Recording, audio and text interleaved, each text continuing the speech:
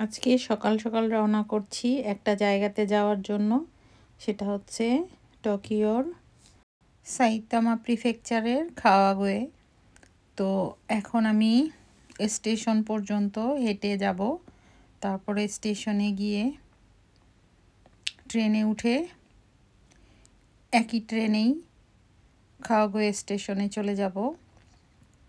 ওখান থেকে আমার কলিগ আমাকে ড্রপ করে নিয়ে যাবে ওর বাসায়। তারপর ওর বাসা থেকে আমরা আবার খাওয়াগোয়েতে যাব। তো এখন আমাদের ট্রেন চলে আসছে, এই ট্রেনেই তারপর আমরা হোন খাওয়াগোয়ে স্টেশনে নেমে এখান থেকে গাড়িতে করে চলে যাব খাওয়াগোয়ে। খাওয়াগোয়ে টোকিওর দক্ষিণ পশ্চিম সাইতামায় অবস্থিত। প্রধান টোকিও স্টেশন থেকে এক্সপ্রেস ট্রেনে 1 ঘন্টারও কম সময়ের দূরত্বে খাওয়াগোয়ে পৌঁছানো যায়। খাওয়াগোয়ে সতেঙ্গাই হচ্ছে নদী দ্বারা বেষ্টিত পুরানো দিনের ঐতিহ্যবাহী একটা শহর। এটা পূর্ব যুগে এটা লিটল খাওয়াগোয়ে নামে পরিচিত ছিল। এখানে অনেক ধরনের মন্দির আছে ওদের। যেহেতু আগের সময়ে শহরে পৌঁছানোর জন্য মানুষজনকে জাহাজে নদী পার হতে হতো, সাইতামা প্রিফেকচারের খাওয়াগোয়ের ডাকনাম ছিল লিটল এদো। খাওয়াগোয়ের অনেক ঐতিহাসিক স্থান রয়েছে, যেমন আইকনিক টাইমস বেল টাওয়ার এবং বিভিন্ন মন্দিরের মূল রাস্তা। আরেকটি হলো, আপনি এখানে আসলে শত বছরের পুরনো ঐতিহ্য, ইতিহাস এবং সংস্কৃতির বিভিন্ন দিক অনুভব করতে পারবেন। পুরনো দিনে খাওয়াগোয়ে একটি গুরুত্বপূর্ণ বাণিজ্যিক শহর ছিল, যা বর্তমান টোকিওতে সংস্থান সরবরাহ করে। খাওয়াগোয়ে হচ্ছে গুদামজাত এলাকা, যেখানে বহু যুগ আগের থেকে, শতাব্দীরও আগে থেকে এই নামে পরিচিত। এই নামের একটি কারণ হলো এদো যুগের সংস্কৃতি এবং ভবনগুলোর সংরক্ষণ। 1630 থেকে 1867 সালের ঐতিহ্যবাহী ঐতিহাসিক বাণিজ্যিক শহর হচ্ছে খাওয়াগোয়ে। আজকাল এটি জীবন্ত ইতিহাসের একটি মনোমুগ্ধকর অংশ। এখানে আসলে আপনি অনুভব করতে পারবেন। এখানে যতই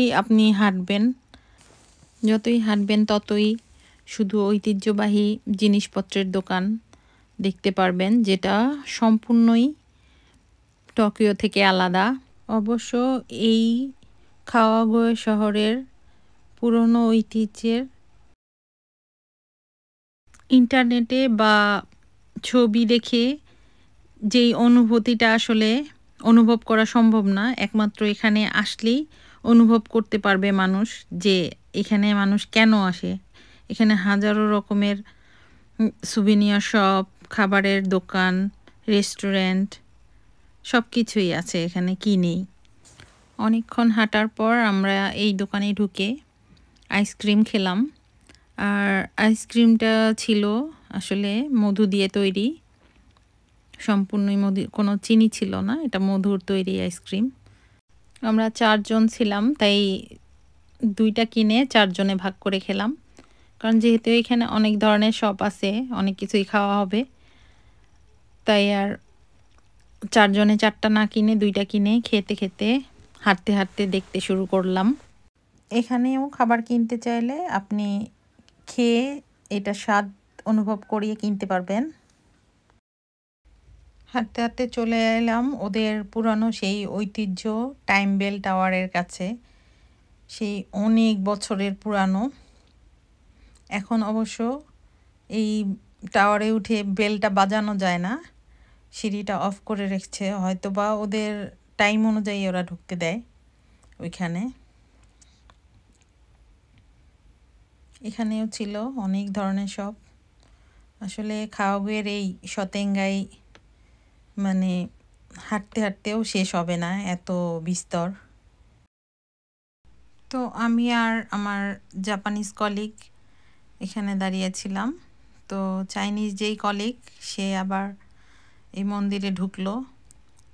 তারপর ওরা কি কি করে, ঘন্টা বাজায়, দোয়াটাও চায়। তো ওগুলা সব সেরে নিল, আমরা এখানে একটু অপেক্ষা করতেছিলাম। তারপর আমরা চলে যাব আবার একটু পরেই। তো ও বলতেছিল আমাকে যে তুমি খাবার খেয়ে ভিতরে আসতে পারবা না। তো আমি আর ভিতরে গেলাম না। আমি যেহেতু আইসক্রিম খাচ্ছিলাম এই জন্য ও বলতেছিল যে ওদের প্রার্থনার সময় খাবার নিয়ে যাওয়া যাবে না, এই আর কি।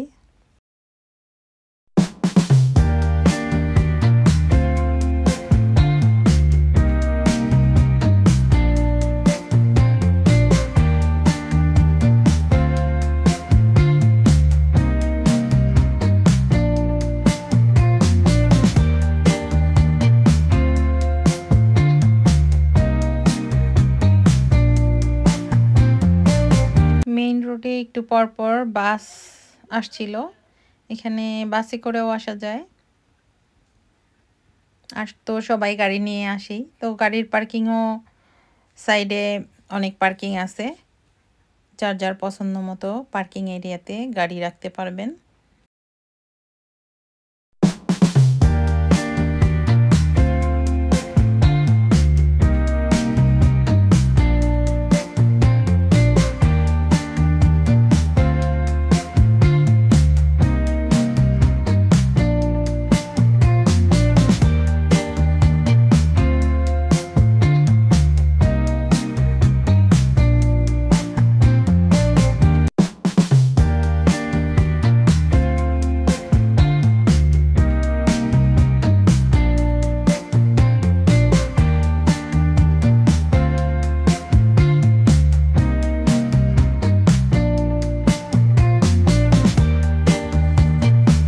আমরা অপোজিট পাশে আরেকটি দোকানে ঢুকলাম।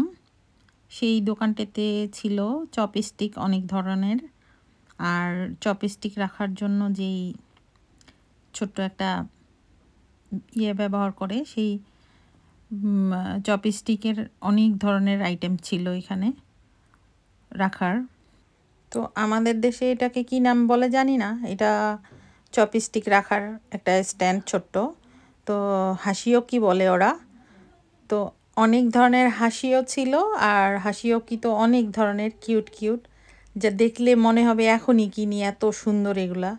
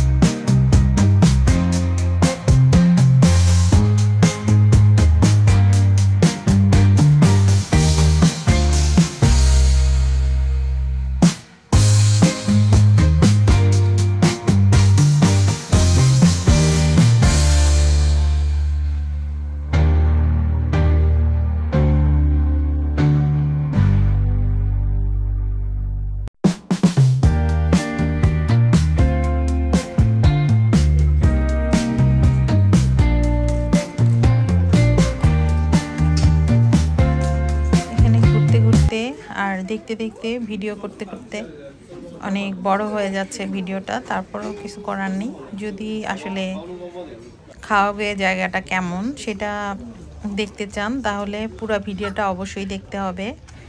আর এখানে ছিল সেই টানা রিক্সা, যে রিক্সায় করেও ঘোরা যায়।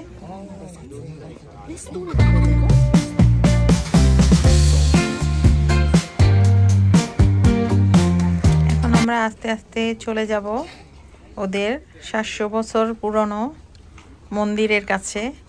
এখানে পুরা এরিয়াতে প্রায় 14টার মতো মন্দির আছে। তো যেহেতু আমার কলিগ এখানে অনেক বছর যাবত থাকে, তো ওর সব কিছুই জানা। তার কাছ থেকেই জানতে পারলাম যে এখানে প্রায় 14টারও মতো মন্দির আছে। কিছুক্ষণ শতেঙ্গের ভিতর ঘুরতে ঘুরতেই আবার বিভিন্ন মন্দিরের পথ চলে আসে। তো এখন ঢুকবো এই মন্দিরটাতে।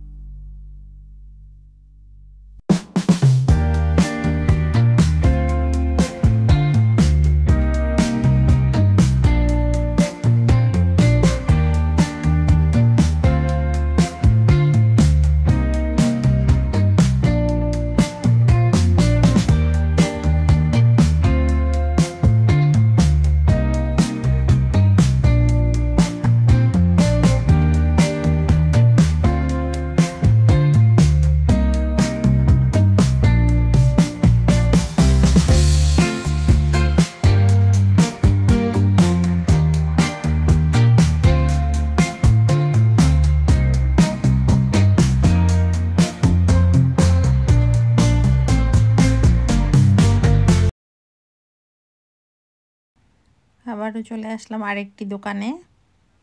এখান থেকে কিছু কেনাকাটা করেছি। তো অনেকক্ষণ ধরে দেখতেছিলাম। এই জিনিসটা খুবই সুন্দর, কাগজের বানানো, নিচেই আবার প্যাকেটে করা অনেক ছিল।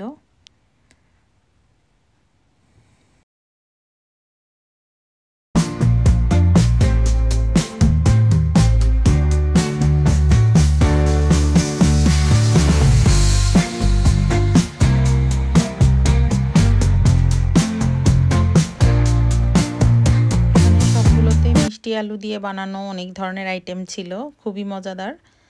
তো প্রায় দোকানেই মিষ্টি আলুর বিভিন্ন ধরনের আইটেম ছিল। আবার সাইডে ব্লেন্ডিং মেশিনও ছিল একটা দোকানে। সেই ব্লেন্ডিং মেশিন থেকে মিষ্টি আলু ওরা ওইমো বলে, তো ওইমো এই ব্লেন্ডিং মেশিন বা জিদো হাম্বাইগি থেকেও কেনা যায়। আমি চেষ্টা করেছি প্রয়োজনীয় তথ্যগুলা এই ভিডিওতে দেওয়ার জন্য, যে আগে থাকতে জানা থাকলে যেহেতু একটু সুবিধা হয়। তো কতটুকু দিতে পেরেছি জানি না, ভালো লাগলে আমাকে জানাবেন।